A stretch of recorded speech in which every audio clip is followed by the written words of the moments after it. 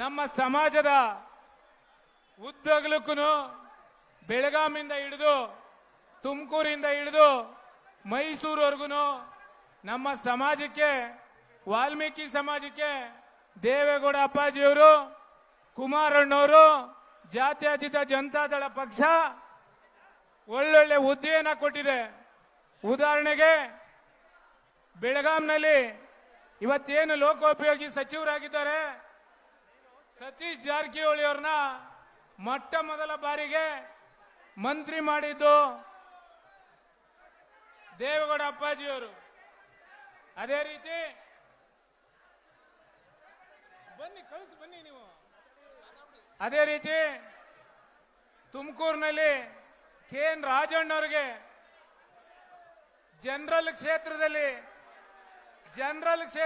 KN ರಾಜಣ್ಣವ್ರನ್ನ ವಿಧಾನಸೌಧಕ್ಕೆ ಕಳಿಸಿದ್ದು ಇದೇ ಜನತಾದಳ ಪಕ್ಷ, ಇದೇ ದೇವೇಗೌಡ ಅಪ್ಪಾಜಿಯವರು, ಇದೇ ಕುಮಾರಣ್ಣವರು. ಅದರಿಂದ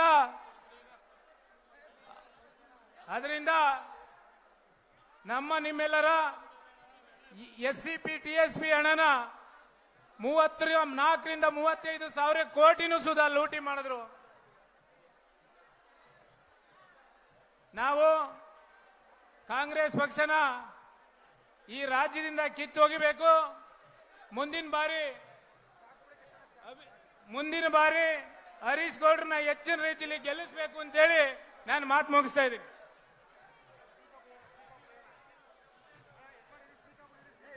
ಒಂದು 5 ನಿಮಿಷ ಸುಮ್ನಿರಿ. ಈಗ ನಿಮ್ಮನ್ನೆಲ್ಲ ಉದ್ದೇಶಿಸಿ ನಮ್ಮ ಯುವ ನೇತಾರರಾದಂತ ನಿಖಿಲ್ ಕುಮಾರಸ್ವಾಮಿ ಅವರು ಮಾತಾಡ್ತಾರೆ. ದಯಮಾಡಿ ಎಲ್ಲ ಬಂದು ಕೂರ್ಬೇಕು. ಎಲ್ಲ ಅಲ್ಲಿ ಊಟ ಮಾಡ್ತಾ ಇದ್ದೀರಿ, ಎಲ್ಲ ಈ ಕಡೆ ದಯಮಾಡಿ ಕೂರ್ಬೇಕು ಬಂದು.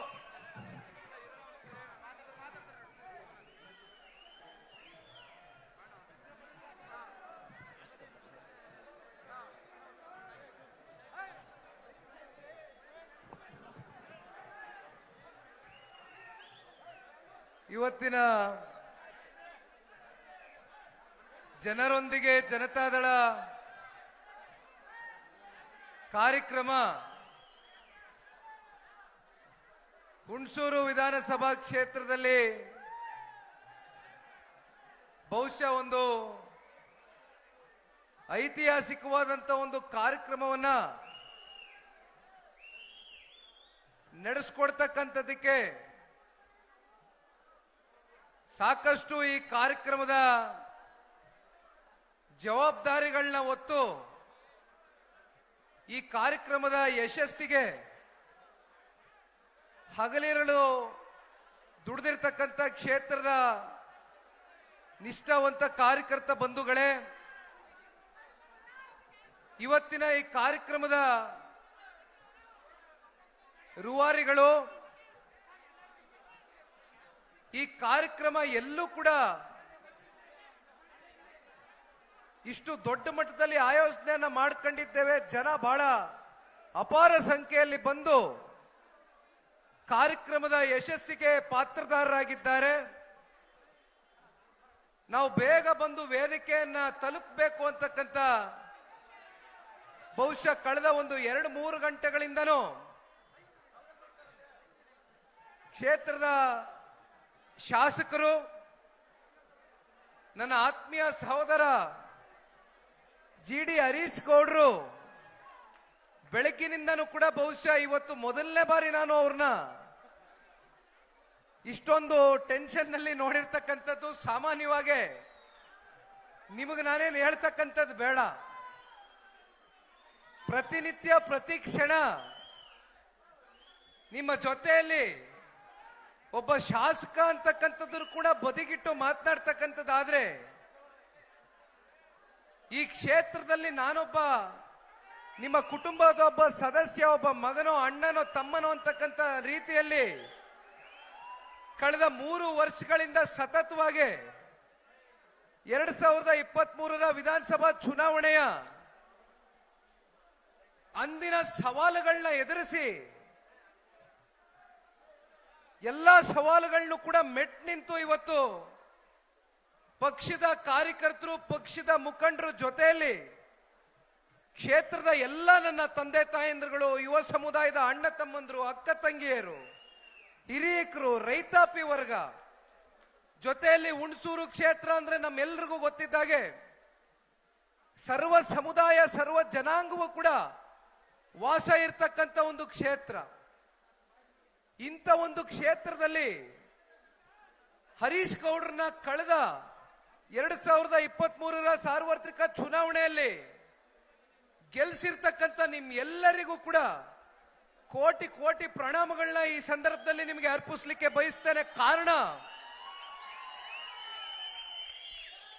ಇಲ್ಲಿ ಹರೀಶ್ ಗೌಡ್ರು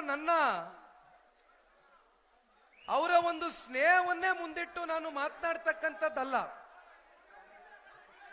ಅವರು ಸ್ನೇಹ ಬಹುಶಃ ಇದು ರಾಜಕಾರಣಕ್ಕೆ ಮೀರಿದಂತ ಒಂದು ಬಾಂಧವ್ಯ ಅಂತಕ್ಕಂಥದ್ದು ನನಗೂ ಗೊತ್ತಿದೆ, ಅವ್ರಿಗೂ ಗೊತ್ತಿದೆ. ಆದ್ರೆ ನಾನು ಯಾತಕ್ಕೋಸ್ಕರ ನಿಮ್ಗೆ ಅಭಿನಂದನೆನ ಸಲ್ಲಿಸ್ಲಿಕ್ಕೆ ಇಷ್ಟಪಡ್ತೇನೆ ಅಂದ್ರೆ, ಒಬ್ಬ ಸಹಕಾರಿ ರಂಗದ ಒಂದು ಕ್ಷೇತ್ರದಿಂದ ನಿರ್ದೇಶಕರಾಗಿ ಕೆಲಸ ಮಾಡುತ್ತಾ ಜನರ ನಾಡಿ ಮಿಡಿತವನ್ನ ಅರ್ಥ ಮಾಡ್ಕೊಂಡು ರೈತರ ಸಂಕಷ್ಟವನ್ನ ತಿಳಿದು 23ರ ಚುನಾವಣೆಯಲ್ಲಿ ಮೊದಲನೇ ಬಾರಿ ಜನತಾದಳ ಪಕ್ಷದ ಚಿಹ್ನೆ ಅಡಿ ಸ್ಪರ್ಧೆ ಮಾಡಿರ್ತಕ್ಕಂಥ ಹರೀಶ್ ಗೌಡ್ರ ರಾಜಕಾರಣದ ಮೊದಲನೆಯ ಒಂದು ಹೆಜ್ಜೆಗೆ ನೀವೆಲ್ಲರೂ ಕೂಡ ತುಂಬು ಹೃದಯದಿಂದ ಅವ್ರಿಗೆ ಪ್ರೀತಿ ವಾತ್ಸಲ್ಯವನ್ನ ತೋರಿಸಿ ಇವತ್ತು ವಿಧಾನಸೌಧ ಮೆಟ್ಲನ್ನ ಹತ್ತಿಸ್ತಕ್ಕಂಥ ಕೆಲಸವನ್ನ ಮಾಡಿದ್ದೀರಿ. ಬಹುಶಃ ಅವರ ರಾಜಕಾರಣದ ಜೀವನದಲ್ಲಿ ಇವತ್ತು ಇದು ಒಂದು ಪ್ರಾರಂಭಿಕ ಹಂತ. ಈ ಒಂದು ಪ್ರಾರಂಭಿಕ ಹಂತದಲ್ಲಿ ಹರೀಶ್ ಗೌಡ್ರಿಗೆ ನೀವೇನು ಸಹಕಾರವನ್ನ ಕೊಟ್ಟಿದ್ದೀರಿ, ಮುಂದೊಂದು ದಿನ ಇಲ್ಲಿ ಸಾರಾ ಮಹೇಶ್ ಅಣ್ಣ ಅವ್ರು ಕೂತಿದ್ದಾರೆ, ನಮ್ಮ ಜಿಲ್ಲೆಯ ನಾಯಕರು, ನಮ್ಮ ಜಿಲ್ಲೆಯ ಸಂಪೂರ್ಣ ಜವಾಬ್ದಾರಿಯನ್ನ ಅವರ ಹೆಗಲ ಮೇಲೆ ತೆಗೆದುಕೊಂಡು ಸನ್ಮಾನ್ಯ ಕುಮಾರಣ್ಣ ಅವರ ಜೊತೆಯಲ್ಲಿ ಮತ್ತೆ ರಾಜಕೀಯವನ್ನ ಬದಿಗಿಟ್ಟು ಮಾತನಾಡ್ತಕ್ಕಂಥದ್ದಾದ್ರೆ ಬಹಳ ಒಂದು ಕುಟುಂಬದ ಜೊತೆಯಲ್ಲಿ ಇರ್ತಕ್ಕಂಥ ಒಂದು ಅನ್ಯೋನ್ಯತೆ, ಒಂದು ಸಂಬಂಧ ಬಹುಶಃ ನಾವು ಪದಗಳಲ್ಲಿ ಅದನ್ನ ವರ್ಣಿಸ್ಲಿಕ್ಕೆ ಆಗೋದಿಲ್ಲ. ಅವರ ಒಂದು ನಾಯಕತ್ವದಲ್ಲಿ ಜೊತೆಯಲ್ಲಿ ಇತ್ತೀಚಿನ ದಿನಗಳಲ್ಲಿ ಜಿಲ್ಲಾಧ್ಯಕ್ಷರಾಗಿ ನೂತನವಾಗಿ ಆಯ್ಕೆಯಾಗಿರ್ತಕ್ಕಂಥ ಅಶ್ವಿನ್ ಕುಮಾರ್ ಅವರು ಕೂಡ ಮಾತನಾಡಿದ್ದಾರೆ. ಬಹುಶಃ ಅವ್ರ ಬಗ್ಗೆ ನಾನೇನು ಹೇಳಬೇಕಾಗಿಲ್ಲ.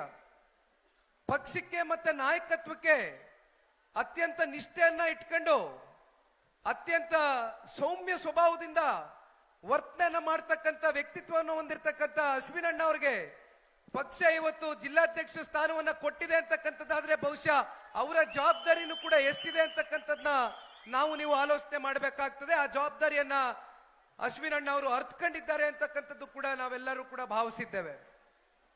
ಪಿರಿಯಾಪಟ್ಟಣ ಕ್ಷೇತ್ರದ ನಿಕಟಪೂರ್ವ ಶಾಸಕರು, ಹಿರಿಯರು, ಅನುಭವಿಗಳು ಆಗಿರ್ತಕ್ಕಂಥ ಮಾದೇವಣ್ಣ ಅವರು ಕೂಡ ಈ ಕಾರ್ಯಕ್ರಮದಲ್ಲಿ ಉಪಸ್ಥಿತರಿದ್ದಾರೆ. ಜೊತೆಯಲ್ಲಿ ಅವರ ಸುಪುತ್ರರು ಪ್ರಸನ್ನ ಅವರು ಕೂಡ ಒಬ್ಬ ಯುವ ಮುಖಂಡ, ಭವಿಷ್ಯದಲ್ಲಿ ಜನತಾದಳ ಪಕ್ಷವನ್ನ ಈ ಜಿಲ್ಲೆನಲ್ಲಿ ಕಟ್ಟತಕ್ಕಂಥದಕ್ಕೆ ಅವರ ಸಹಕಾರವೂ ಕೂಡ ಬೇಕಾಗಿದೆ ಅಂತಕ್ಕಂಥದ್ದು ಬಹುಶಃ ಅನೇಕ ಜನ ಯುವಕರು ಈ ಮಾತನ್ನ ಒಪ್ಕೊಳ್ತೀರಾ ಅಂತಕ್ಕಂಥದ್ದನ್ನ ನಂಬಿದ್ದೇನೆ. ಜೊತೆಯಲ್ಲಿ HD ಕೋಟೆಯ ಮುಂದಿನ ದಿನಗಳಲ್ಲಿ ಹಿಂದೆ 23ರಲ್ಲಿ ಚುನಾವಣೆ ಸಂದರ್ಭದಲ್ಲಿ ಅವರಿಗೆ ಟಿಕೆಟ್ ಸಿಕ್ಬೇಕಾಗಿತ್ತು. ಆದ್ರೆ ಕಾರಣಾಂತರಗಳಿಂದ ಅವ್ರಿಗೆ ಟಿಕೆಟ್ ಸಿಕ್ಕದೆ ಹೋದ್ರೂ ಕೂಡ ಒಲ್ಲದ ಮನಸ್ಸಿನಲ್ಲಿ ಜನತಾದಳ ಪಕ್ಷವನ್ನ ಕೊನೆಯ ಹಂತದಲ್ಲಿ ಮನಸ್ಸು ಬಿಟ್ಟು ಹೋಗ್ಲಿಲ್ಲ, ಬರೀ ದೇಹ ಮಾತ್ರ ಹೋಗಿತ್ತು. ಕೃಷ್ಣ ನಾಯಕರು ಮನಸ್ಸು ಜನತಾದಳದಲ್ಲೇ ಉಳಿದಿತ್ತು. ಹಾಗಾಗಿ ಇವತ್ತು ಮತ್ತೆ ಮನಸ್ಸು ದೇಹ ಎಲ್ಲ ಸಂಪೂರ್ಣವಾಗಿ ಜನತಾದಳಕ್ಕೆ ಬಂದು ಕೃಷ್ಣ ನಾಯಕರು SD ಕೋಟೆಯಲ್ಲಿ ಪಕ್ಷದ ಸಂಘಟನೆಯನ್ನ ಬಹಳ ತಳಮಟ್ಟದಿಂದ ಕಟ್ತಾ ಇರ್ತಕ್ಕಂಥದ್ದನ್ನ ನೋಡಿದ್ರೆ 100ಕ್ಕೆ 100 2028ರಲ್ಲಿ ಕೃಷ್ಣ ನಾಯಕರು ಜನತಾದಳ ಪಕ್ಷದ ಅಭ್ಯರ್ಥಿಗಳಾಗಿ NDA ಅಭ್ಯರ್ಥಿಗಳಾಗಿ SD ಕೋಟೆಯಿಂದ ವಿಧಾನಸೌಧಕ್ಕೆ ತಾವೆಲ್ಲರೂ ಕೂಡ, ಅಂದ್ರೆ ಇಲ್ಲಿ ಬಹುತೇಕ SD ಕೋಟೆಯಿಂದನೂ ಬಹಳ ಜನ ಅವರ ಅಭಿಮಾನಿಗಳು, ಪಕ್ಷದ ಅಭಿಮಾನಿಗಳು ಬಂದಿದ್ದೀರಿ. ಹುಣಸೂರು ಅಳಿಯ ಓಹೋ ನೋಡಿ, ನನಗೆ ವಿಷಯನೇ ಗೊತ್ತಿಲ್ಲ ಇದು. ನನಗೆ ವಿಷಯನೇ ಹೇಳಿಲ್ಲ ನೋಡಿ, ಇಷ್ಟು ವರ್ಷ ನಮ್ಮ ಜೊತೆಯಲ್ಲಿದ್ದು ನೋಡಿ. ಇವತ್ತು ವೇದಿಕೆ ಮೇಲೆ ಹೇಳ್ತಾ ಇದ್ದಾರೆ ಅಂದ್ರೆ ಕೋಟೆ ಮತ್ತೆ ಹುಣಸೂರು ಎರಡೂ ಒಂದು ನಂಟದೆ. ಹಾಗಾಗಿ 28ಕ್ಕೆ ಸನ್ಮಾನ್ಯ ಕುಮಾರಣ್ಣ ಅವರ ಜೊತೆಯಲ್ಲಿ ನೀವು ವಿಧಾನಸೌಧಕ್ಕೆ ಹೋಗ್ತಕ್ಕಂಥದ್ರಲ್ಲಿ ಆ ತಾಯಿ ಚಾಮುಂಡೇಶ್ವರಿಯ ಒಂದು ಆಶೀರ್ವಾದ, ಒಂದು ಅನುಗ್ರಹ, ಜೊತೆಯಲ್ಲಿ ಕ್ಷೇತ್ರದ ತಂದೆ ತಾಯಿಂದ್ರ ಒಂದು ಆಶೀರ್ವಾದ ನಿಮ್ಮ ಮೇಲೆ ಸಂಪೂರ್ಣವಾಗಿ ಇರುತ್ತೆ ಅಂತಕ್ಕಂಥದ್ದು ಈ ಸಂದರ್ಭದಲ್ಲಿ ಪಕ್ಷದ ಕಾರ್ಯಕರ್ತನಾಗಿ ನಂಬಿದ್ದೇನೆ. ಮತ್ತು ಮೈಸೂರು ನಗರದ ಅಧ್ಯಕ್ಷರು SPM ಮಂಜು ಅವರು ಕೂಡ ನೂತನವಾಗಿ ಇವತ್ತು ಆಯ್ಕೆ ಆಗಿದ್ದಾರೆ. ವಿಶೇಷವಾಗಿ ಇಂದಿನ ಕಾರ್ಯಕ್ರಮ ಹರೀಶ್ ರವರು ನನಗೆ ಹೇಳ್ತಾನೆ ಬಂದ್ರು, ಕ್ಷೇತ್ರದಲ್ಲಿ ಒಂದಷ್ಟು ಪದಾಧಿಕಾರಿಗಳಿಗೆ ಸಂಘಟನೆ ಮಾಡ್ತಕ್ಕಂಥ ದೃಷ್ಟಿಯಲ್ಲಿ ಒಂದಷ್ಟು ಬದಲಾವಣೆಗಳು, ಒಂದಷ್ಟು ತೀರ್ಮಾನಗಳನ್ನ ತಗೊಳ್ತೇನೆ. ಇವತ್ತಿನ ದಿನ ವೇದಿಕೆಯಲ್ಲಿ ಅದನ್ನ ನಿಮ್ಮೆಲ್ಲರ ಮುಂದೆ ಅವ್ರಿಗೆ ಒಂದು ಗೌರವವನ್ನು ಕೊಟ್ಟು, ಅವ್ರಿಗೆ ಸ್ಥಾನವನ್ನ ಕೊಟ್ಟು, ಅವ್ರಿಗೆ ಒಂದು ಜವಾಬ್ದಾರಿಯನ್ನ ಕೊಡೋಣ ಅಂತಕ್ಕಂಥದ್ರ ಬಗ್ಗೆ ನನ್ನ ಹತ್ರ ಚರ್ಚೆ ಮಾಡಿದ್ರು. ಅನೇಕ ಜನ ಇವತ್ತು ತಾಲೂಕು ಸಮಿತಿಯಲ್ಲಿ, ಜಿಲ್ಲಾ ಸಮಿತಿಯಲ್ಲಿ, ಮತ್ತೆ ಒಂದಿಬ್ರು ತಾಲೂಕಿನ ಹಿರಿಯರು ರಾಜ್ಯ ಸಮಿತಿಗೂ ಕೂಡ ಪದಾಧಿಕಾರಿಗಳಾಗಿ ಇವತ್ತಿನ ದಿನ ನೇಮಕಾತಿಗೊಂಡಿದ್ದಾರೆ. ನಿಮ್ಮೆಲ್ರಿಗೂ ಕೂಡ ಇವತ್ತಿನ ಈ ಒಂದು ಸುಸಂದರ್ಭದಂದು ನಿಮಗೆ ಶುಭವನ್ನ ಹಾರಿಸಲಿಕ್ಕೆ ಬಯಸ್ತೇನೆ, ಒಬ್ಬ ಈ ಪಕ್ಷದ ಕಾರ್ಯಕರ್ತನಾಗಿ. ಜೊತೆಯಲ್ಲಿ ಬಹಳ ಜನ ವೇದಿಕೆ ಮೇಲೆ ತಾಲೂಕಿನ ಮುಖಂಡರುಗಳು ಕೂತಿದ್ದೀರಿ. ಈ ತಾಲೂಕಿನ ಗಟ್ಟಿ ಬೇರುಗಳು, ಯಾರು ಕೂಡ ಅನ್ಯತಾ ಭಾವಿಸಬಾರದು. ಎಲ್ಲರ ಹೆಸರು ಹೇಳ್ತಕ್ಕಂಥದ್ದು ಹೋದ್ರೆ ಬಹುಶಃ ಈಗಾಗಲೇ 3 ಗಂಟೆ ಆಗೋಗಿದೆ. 3 ಗಂಟೆಗೆ ನಾವು ಊಟಕ್ಕೆ ಬಿಡ್ತೀವಿ ಅಂತ ಹರೀಶ್ ಗೌಡ್ರು ಕರೆ ಕೊಟ್ಟುಬಿಟ್ಟಿದ್ದಾರೆ. ಅದಕ್ಕಿಂತ ಮುಂಚೆನೆ ಊಟಕ್ಕೂ ಕೂಡ ಬಿಟ್ಟುಬಿಟ್ಟಿದ್ದಾರೆ. ಏನ್ ತಪ್ಪೇನಿಲ್ಲ, ಪಾಪ ನೀವೆಲ್ಲ ಹೊಟ್ಟೆ ಎಸ್ಕೊಂಡು ದೂರದಿಂದ ಹಳ್ಳಿಗಳಿಂದ ಬಂದಿರ್ತೀರಿ.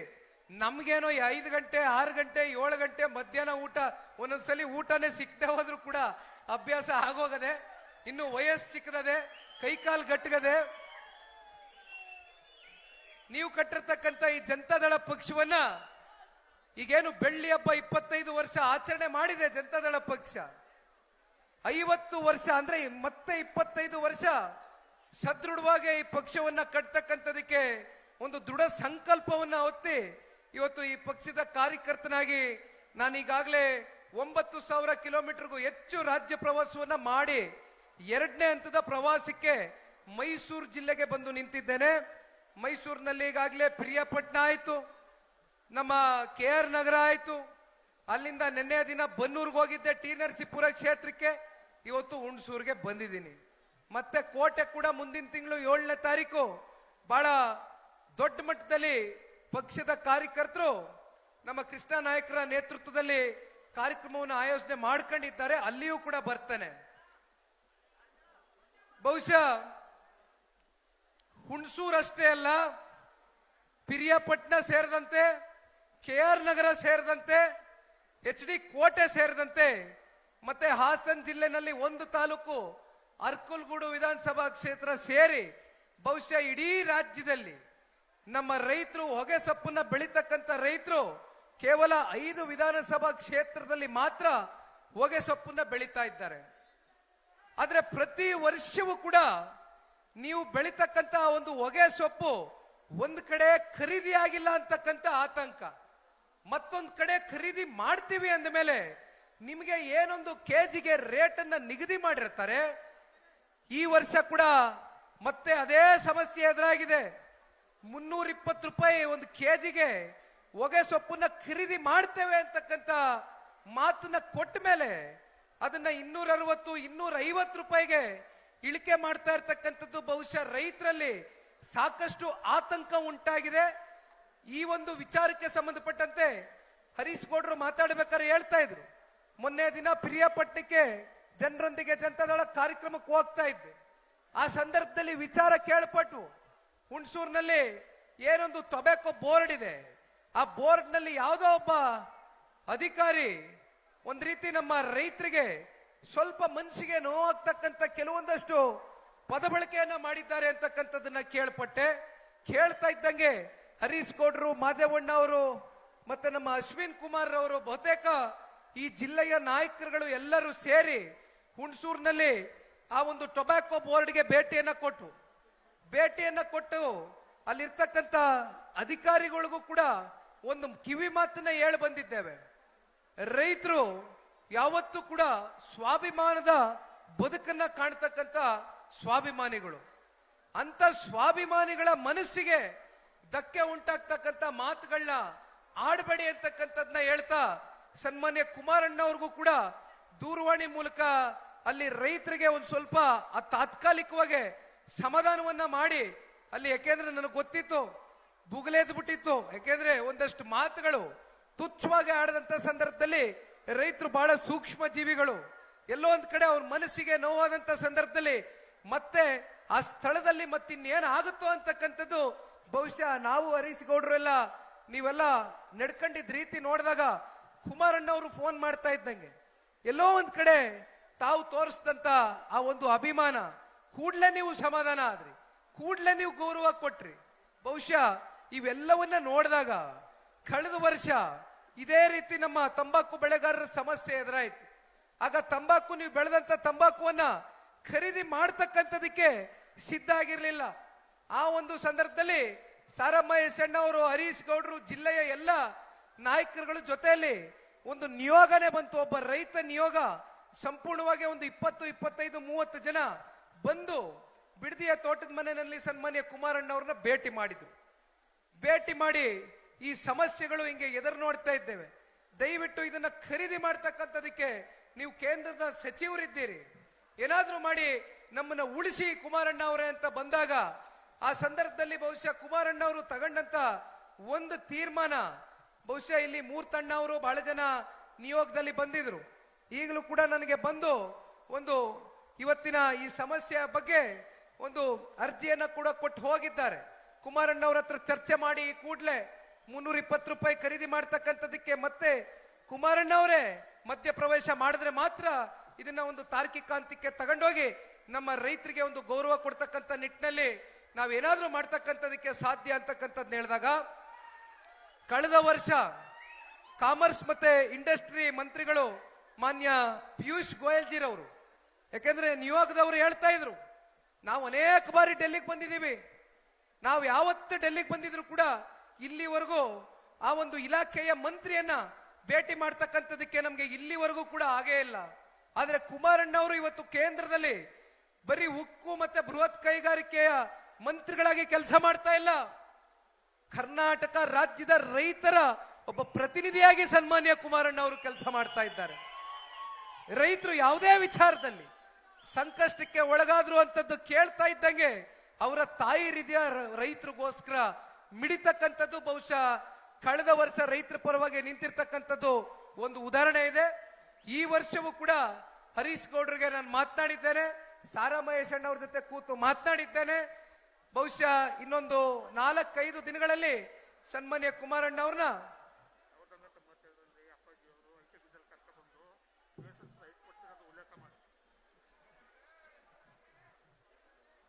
ಕುಮಾರಣ್ಣವರ ಸಮಯವನ್ನ ತೆಗೆದುಕೊಂಡು ಡೆಲ್ಲಿಗೆ ಒಂದು ನಿಯೋಗವನ್ನ ಕರ್ಕೊಂಡು ಹೋಯ್ತೇವಣ.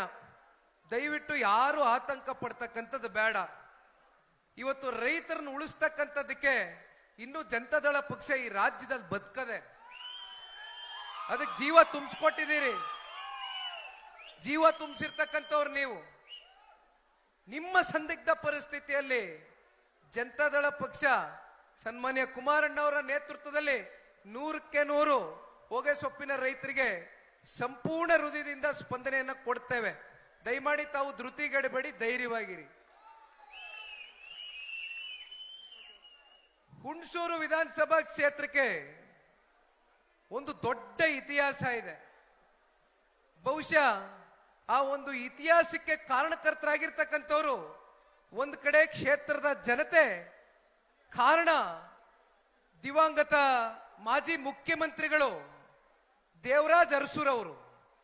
ಧ್ವನಿ ಇಲ್ಲದೆ ಇರ್ತಕ್ಕಂಥ ವರ್ಗಕ್ಕೆ, ಶೋಷಿತ ವರ್ಗಕ್ಕೆ, ಸಮಾಜದಲ್ಲಿ ತುಳಿತಕ್ಕೆ ಒಳಗಾಗಿರ್ತಕ್ಕಂಥ ವರ್ಗಕ್ಕೆ ಅವರು ತಗೊಂಡಂತ ಕೆಲವೊಂದಷ್ಟು ಕ್ರಾಂತಿಕರವಾದಂತ, ಅವರು ಇಟ್ಟಂತ ಒಂದಷ್ಟು ದಿಟ್ಟ ಹೆಜ್ಜೆಗಳು ಬಹುಶಃ ಇವತ್ತು ಅದು ಇತಿಹಾಸದ ಪುಟಗಳಲ್ಲಿ ಅಜರಾಮರವಾಗಿ ಉಳಿದು ಬಿಟ್ಟಿದೆ, ನೆಲ ಊರದೆ.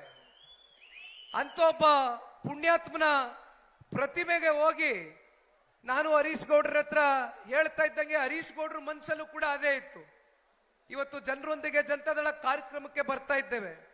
ಇಂಥ ಒಂದು ಶುಭ ಸಂದರ್ಭದಂದು ದೇವರಾಜ್ ಅರಸ್ ಅವರ ಪುತ್ತಲಿಗೆ ಹೋಗಿ ಅವರನ್ನ ಒಂದು ಗೌರವವನ್ನ ಕೊಟ್ಟು ಮಾಲಾರ್ಪಣೆಯನ್ನ ಮಾಡಿ ಬರ್ತಕ್ಕಂಥ ಒಂದು ಕೆಲಸವನ್ನ ಮಾಡಬೇಕು ಅಂತಕ್ಕಂಥದ್ನ ನಾನು ಅವ್ರಿಗೆ ತಿಳಿಸ್ತಾ ಇದ್ದಂಗೆ ನನ್ನ ಮನಸ್ಸಲ್ಲೂ ಕೂಡ ಅದೇ ಇತ್ತು. ಏನೇ ಒಂದು ಒಳ್ಳೆ ಕಾರ್ಯಕ್ರಮ ಮಾಡೋದಕ್ಕಿಂತ ಮುಂಚಿತವಾಗಿ ಇಂಥ ಪುಣ್ಯಾತ್ಮರನ್ನ ಸ್ಮರಿಸ್ಕೊಳ್ತಕ್ಕಂಥ ಕೆಲಸವನ್ನ ಮಾಡೋಣ ಅಂತಕ್ಕಂಥದ್ದು ಇವತ್ತು ಹರೀಶ್ ಗೌಡ್ರು ಕೂಡ ತೀರ್ಮಾನ ಮಾಡಿ ಇವತ್ತು ದೇವರಾಜ್ ಅರಸರವರ ಪುತ್ತಲಿಗೆ ಹೋಗಿ ನಾವು ಜನತಾದಳ ಪಕ್ಷದವರು ಪಕ್ಷಾತೀತವಾಗಿ ಇವತ್ತು ಅವರಿಗೆ ಗೌರವವನ್ನ ಸಲ್ಲಿಸಿ ಬಂದಿದ್ದೇವೆ. ಬಹುಶಃ ನಾನಾಗ್ಲಿ ಹರೀಶ್ ಗೌಡ್ರಾಗ್ಲಿ ಮಾತಾಡ್ಬೇಕಾದ್ರೆ ಒಂದು ಮಾತು ಹೇಳಿದ್ರು, ಸರ್ವ ಜನಾಂಗದ ಶಾಂತಿಯ ತೋಟ ಹುಣಸೂರು ಕ್ಷೇತ್ರದಲ್ಲಿ ಇವತ್ತು ನೆಲೆ ಊರಿದೆ ಅಂತಕ್ಕಂಥದ್ರ ಬಗ್ಗೆ ಚರ್ಚೆ ಮಾಡ್ತಾ ಇದ್ರು. ಒಂದು ಮಾತು ಈ ಸಂದರ್ಭದಲ್ಲಿ ನಾನು ತಿಳಿಸ್ಲಿಕ್ಕೆ ಬಯಸ್ತೇನೆ. ಕಳೆದ 3 ವರ್ಷದಿಂದ ಕಾಂಗ್ರೆಸ್ನ ಪಕ್ಷ ಆಡಳಿತದಲ್ಲಿದೆ. ಸಂಪೂರ್ಣ ಬಹುಮತದಿಂದ ಆಡಳಿತವನ್ನ ಮಾಡ್ತಾ ಇದ್ದಾರೆ. ಅವರು ಆಡಳಿತವನ್ನ ಮಾಡ್ತಕ್ಕಂಥದಕ್ಕೆ ಇವತ್ತು ಮಾತೆತ್ತಿದ್ರೆ ಏನು ಹಲವಾರು ಸಮುದಾಯಗಳ ಹೆಸರನ್ನ ಮುಂದಿಟ್ಕೊಂಡು ರಾಜಕಾರಣವನ್ನು ಮಾಡ್ಕೊಂಡ್ ಬಂದಿದ್ದಾರೆ. ಆದ್ರೆ ಅಂತ ಸಮುದಾಯಗಳಿಗೆ ಇವತ್ತು ಕಾಂಗ್ರೆಸ್ನ ಸರ್ಕಾರ ಕಳೆದ 3 ವರ್ಷದಿಂದ ಯಾವ ರೀತಿ ನಡ್ಕೊಳ್ತಾ ಇದೆ, ನಿಜಕ್ಕೂ ಕೂಡ ಸಾಮಾಜಿಕವಾದಂತ ಒಂದು ನ್ಯಾಯ, ಸಾಮಾಜಿಕವಾದಂತ ಒಂದು ಬದ್ಧತೆ ಮತ್ತೆ ಕಾಳಜಿಯಿಂದ ಆಡಳಿತವನ್ನ ಮಾಡ್ತಾ ಇದ್ದಾರ ಅಂತಕ್ಕಂಥ ಪ್ರಶ್ನೆ ಎಲ್ಲ ಇವತ್ತು ನಾವು ನೀವು ಕೂಡ ಮಾಡಬೇಕಾಗ್ತದೆ. ಕಾರಣ ಇವತ್ತು SCP TSP ಅಲ್ಲಿ ಮೊದಲನೇ ವರ್ಷ 11,000 ಕೋಟಿ, ಎರಡನೇ ವರ್ಷ 14,500 ಕೋಟಿ, ಈ 3ನೇ ವರ್ಷ 11,500 ಕೋಟಿ, ಒಟ್ಟಾರೆಯಾಗಿ 37,000 ಕೋಟಿಗೂ ಹೆಚ್ಚು SCP TSP ಹಣ ಇವತ್ತೇನು ಪರಿಶಿಷ್ಟ ವರ್ಗದ ಒಂದು ಅಭಿವೃದ್ಧಿಗೆ ಇಟ್ಟಿರ್ತಕ್ಕಂಥ ಹಣ ಸಂಪೂರ್ಣವಾಗಿ ಇವತ್ತು ಗ್ಯಾರಂಟಿಗಳ ಹೆಸರಲ್ಲಿ ಇವತ್ತು ಅದನ್ನ ಬೇರೆ ಕಡೆ ಬಳಕೆ ಮಾಡ್ಕೊಂಡಿದ್ದಾರೆ ಅಂತಕ್ಕಂಥದ್ದು ಸ್ವತಃ ಕಾಂಗ್ರೆಸ್ನವರು ಒಪ್ಕೊಂಡಿದ್ದಾರೆ. ಇದು ಇವತ್ತು ಹಿಂದುಳಿದಿರ್ತಕ್ಕಂಥ ವರ್ಗಕ್ಕೆ ನಿಜಕ್ಕೂ ಕೂಡ ಕಾಂಗ್ರೆಸ್ ನ್ಯಾಯ ಕೊಡಿಸ್ಲಿಕ್ಕೆ ಆಗ್ತದ? ಅವ್ರು ಭದ್ರಾಗಿದ್ದಾರ? ಆಲೋಚನೆ ಮಾಡಬೇಕಾಗ್ತದೆ. ಇವತ್ತು ಎಷ್ಟು ನಿಗಮಗಳಿದೆ, ಯಾವ ಒಂದು ನಿಗಮಗಳಲ್ಲಿ ಆಯಾ ಸಮುದಾಯಕ್ಕೆ ಸೇರಿರ್ತಕ್ಕಂಥ ಆ ಜನಾಂಗವನ್ನ ಇವತ್ತು ಸಮಾಜದಲ್ಲಿ ಉತ್ತಂಗಕ್ಕೆ ಏರಿಸ್ತಕ್ಕಂಥದಕ್ಕೆ ಅವಕಾಶಗಳಿದೆ. ಆದ್ರೆ ಅಂತ ಸಮುದಾಯಗಳನ್ನ ಇವತ್ತು ಬೀದಿ ಪಾಲ್ ಮಾಡಿ ಇವತ್ತು ಕಾಂಗ್ರೆಸ್ನವರು ಮಾತೆತ್ತಿದ್ರೆ ಗ್ಯಾರಂಟಿ ಕೊಡ್ತಾ ಇದ್ದೇವೆ ಅಂತ ನಿರಂತರವಾಗಿ ಸಮಾವೇಶಗಳನ್ನ ಮಾಡ್ಕೊಂಡು ಬತಾವ್ರೆ. ಸಮಾವೇಶಗಳು ಮಾಡ್ತಾ ಇರ್ತಕ್ಕಂಥದ್ದು ಸರ್ಕಾರದ ದುಡ್ಡಲ್ಲಿ, ಇನ್ನೇನು ಕಾಂಗ್ರೆಸ್ ಪಕ್ಷದ ದುಡ್ಡಲ್ಲೂ ಸಮಾವೇಶಗಳಾಗ್ತಾ ಇಲ್ಲ. ಮಾತೆತ್ತಿದ್ರೆ ಅದ್ಯಾವುದೋ ಲೋಕಸಭಾ ಚುನಾವಣೆ ಸಂದರ್ಭದಲ್ಲಿ 5 ಗ್ಯಾರಂಟಿಗಳ ಫಲಾನುಭವಿಗಳ ಸಮಾವೇಶ ಅಂತ ಮಾಡಿದ್ರು. 4 ತಿಂಗಳಿಗೋ 5 ತಿಂಗಳಿಗೋ 6 ತಿಂಗಳಿಗೋ ಒಂದ್ಸಲಿ ಹಿಡಿದು ಯಾವ್ದಾದ್ರೂ ಚುನಾವಣೆನೋ ಯಾವ್ದಾದ್ರೂ ಉಪಚುನಾವಣೆನೋ ಬಂದಾಗ ಆ ಹಣವನ್ನ ರಾಜಕೀಯವಾಗಿ ಅವರವರ ಚುನಾವಣೆಗಳಲ್ಲಿ ಗೆಲ್ತಕ್ಕಂಥದಕ್ಕೆ ದುರುಪಯೋಗ ಪಡಿಸ್ಕೊಳ್ತಕ್ಕಂಥದನ್ನ ನಾವೇನ್ ನೋಡ್ತಾ ಇದ್ದೇವೆ.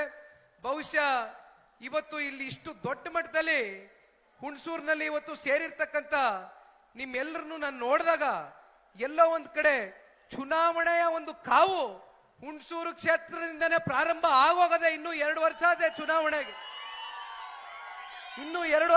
ಚುನಾವಣೆಗೆ, ಇವತ್ತು ನೋಡಿದ್ರೆ ಹುಣಸೂರು ಕ್ಷೇತ್ರದಲ್ಲಿ ಸೇರಿದಂತ ಜನ, ವಿಶೇಷವಾಗಿ ಹಳ್ಳಿಗಳಿಂದ ಬಂದಂತ ನಮ್ಮ ತಾಯಂದ್ರುಗಳು ತಲೆ ಮೇಲೆ ಕಳಶವನ್ನ ಹೊತ್ತು ಪಾಪ 2 ಗಂಟೆ 3 ಗಂಟೆ ಹರೀಶ್ ಗೌಡ್ರು ಕಾರಲ್ಲಿ ಬರ್ತಾ ಇದ್ರು, ನನ್ನ ಜೊತೆ ಬೈಕಲ್ಲಿ ಕುಂತ್ಕೊಂಡ್ರು, ಹೊಲ್ಟೇ ಬಿಟ್ರು ಮುಂದಕ್ಕೆ. ಇಲ್ಲ ನಾ ಕ್ಲಿಯರ್ ಮಾಡಿಸ್ತೀನಿ, ಹೋಗಿ ತಲುಪಕ್ಕಾಗಲ್ಲ, 20 ಕಿಲೋಮೀಟರ್ ಬಂದಿದ್ದೀವಿ ಬೈಕ್ ರ್ಯಾಲಿ, ಬರೋದಕ್ಕೆ ತಡ ಆಯ್ತು. ದಯಮಾಡಿ ಕ್ಷಮೆ ಕೋರ್ತೇನೆ. ಯಾಕೆಂದ್ರೆ ಹಳ್ಳಿಗಳಿಂದ ಬಂದಂತ ಹೆಣ್ಮಕ್ಳನ್ನ ಬಿಸಿಲಲ್ಲಿ ನಿಲ್ಲಿಸ್ತಕ್ಕಂಥದ್ದು ಬಹುಶಃ ನಮ್ಮ ಮನಸ್ಸು ಯಾರಿಗೂ ಕೂಡ ಒಪ್ಲಿಕ್ಕಿಲ್ಲ. ಆದ್ರೂ ಕೂಡ ಒಂದಷ್ಟು ಬಾರಿ ಇವೆಲ್ಲವೂ ಕೂಡ ಆಗ್ತದೆ, ನಮ್ಮ ಕೈನಲ್ಲಿ ಇರ್ಲಿಕ್ಕಿಲ್ಲ. ಹಾಗಾಗಿ ಹರೀಶ್ ಗೌಡ್ರಿಗೆ ಅದನ್ನೇ ಹೇಳ್ತಾ ಇದ್ದೆ, ನೀವು ನೋಡಿದ್ರಿ ಅವ್ರು ಯಾವತ್ತೂ ಕೂಗಾಡೋದಿಲ್ಲ. ಇವತ್ತು ಬಹಳ ಕೂಗಾಟ, ಕಿರ್ಚಾಟ, ರಂಪಾಟ ಹರೀಶ್ ಗೌಡ್ರು. ಬಹುಶಃ ಅದಕ್ಕೆ ಕಾರಣ ಎಲ್ಲಿ ನೀವು ಕಾತ್ ಕುಳಿತುಕೊಂಡಿದ್ದೀರಿ, ನೀನ್ ಎಷ್ಟು ಗಂಟೆ ಕಾಯಿಸ್ಬೇಕಲ್ಲಪ್ಪ ಅಂತ ಅವರಲ್ಲಿ ಇರ್ತಕ್ಕಂಥ ನಿಮ್ಮ ಮೇಲೆ ಒಂದು ಪ್ರೀತಿಯಿಂದ ಅಷ್ಟೇ ಬಿಟ್ರೆ ಬೇರೆ ಇನ್ನೇನು ಇಲ್ಲ. ಬಹುಶಃ ಮಾತನಾಡ್ತಕ್ಕಂಥದಕ್ಕೆ ಇನ್ನೂ ಹಲವಾರು ವಿಚಾರಗಳಿದೆ. ಒಂದ್ 2-3 ವಿಚಾರ ಕೊನೆಯದಾಗಿ ಮಾತನಾಡಿ ನನ್ನ ಮಾತಿಗೆ ವಿರಾಮ ಕೊಡ್ತೇನೆ. ಇವತ್ತೇನು ಸ್ಟೇಟ್ ಸ್ಕಾಲರ್ಶಿಪ್ ಕಡೆಯಿಂದ, ಸ್ಟೇಟ್ ಸ್ಕಾಲರ್ಶಿಪ್ ಪೋರ್ಟಲ್ ವತಿಯಿಂದ ಇವತ್ತು ವಿದ್ಯಾವೇತನವನ್ನ ವಿದ್ಯಾರ್ಥಿಗಳಿಗೆ, ಬಡ ಮಕ್ಕಳಿಗೆ ನೀಡಬೇಕಾಗಿತ್ತು. ಇಲ್ಲಿಯವರೆಗೂ ಕೂಡ 40% ಆ ವಿದ್ಯಾರ್ಥಿಗಳಿಗೆ ವಿದ್ಯಾವೇತನವನ್ನ ನೀಡ್ತಾ ಇಲ್ಲ. ಯಾಕೆ ಇದನ್ನೆಲ್ಲ ಮಾತನಾಡ್ತಾ ಇದ್ದೇನೆ ಇವತ್ತು? ನಿನ್ನೆ ದಿನ ನೀವು ಧಾರವಾಡದಲ್ಲಿ ನೋಡಿರ್ಬೇಕು ಏನಾಯ್ತು ಅಂತ.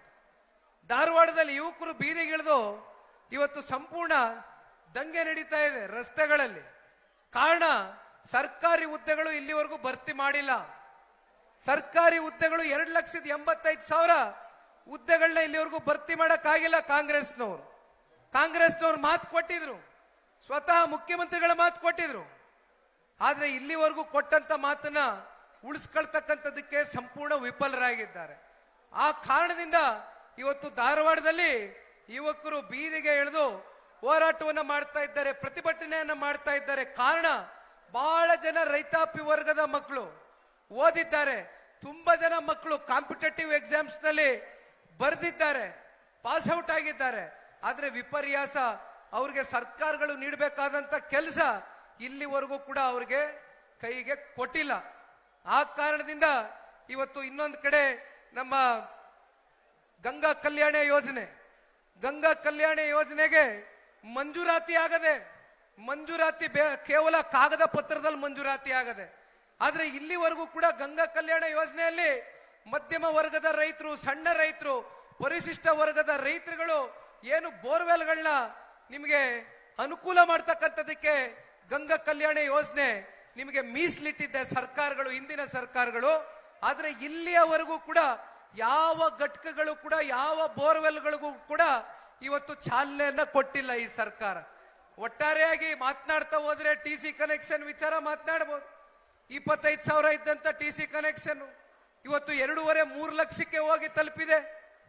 ಮತ್ತೆ ಕರೆಂಟ್ಗಳು ಇವತ್ತು 2 ಗಂಟೆ 3 ಗಂಟೆಗೆ ರಾತ್ರಿ ಎಷ್ಟೊತ್ತಲ್ಲೋ ಕರೆಂಟ್ ಕೊಡ್ತೀರಿ.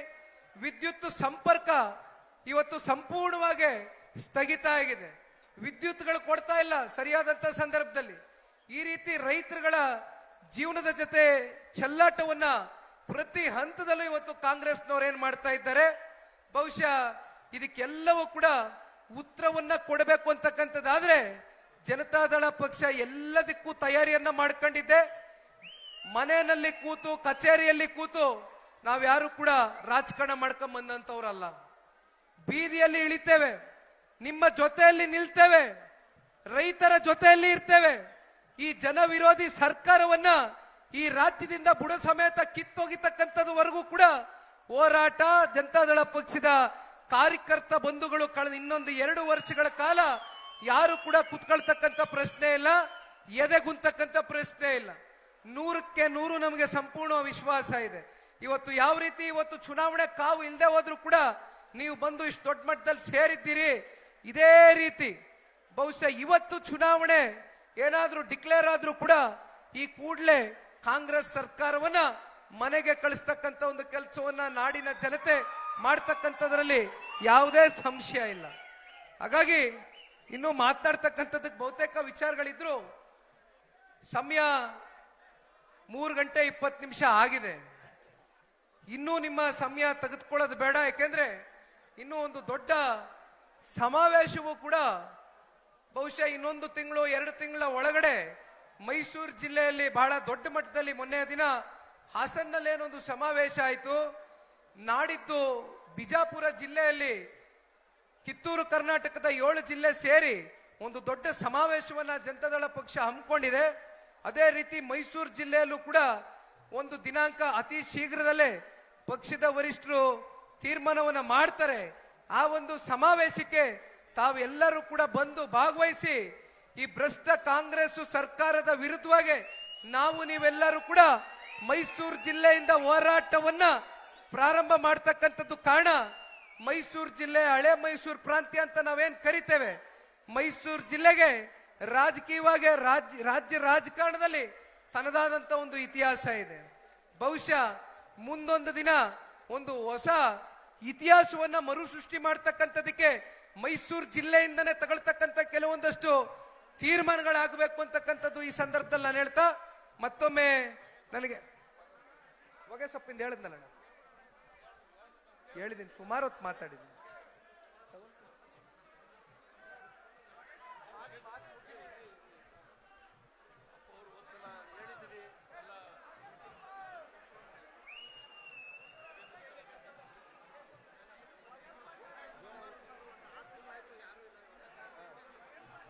ಧನ್ಯವಾದ ಅಣ್ಣ, ಧನ್ಯವಾದ.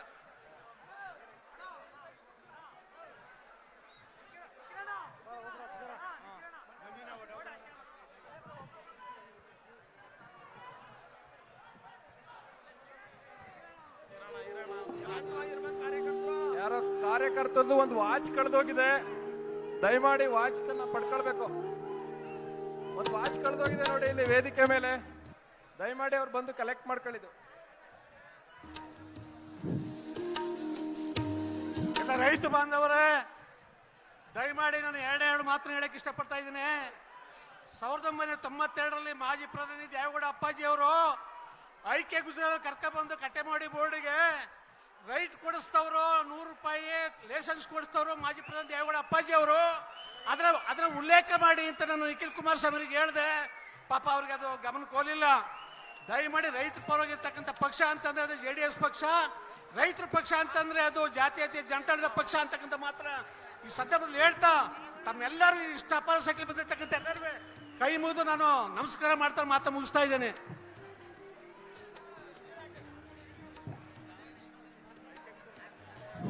ಎಲ್ಲರೂ ಊಟದ ವ್ಯವಸ್ಥೆ ಇದೆ, ಎಲ್ಲ ಊಟ ಮಾಡ್ಕೊಂಡು ಹೋಗಿ.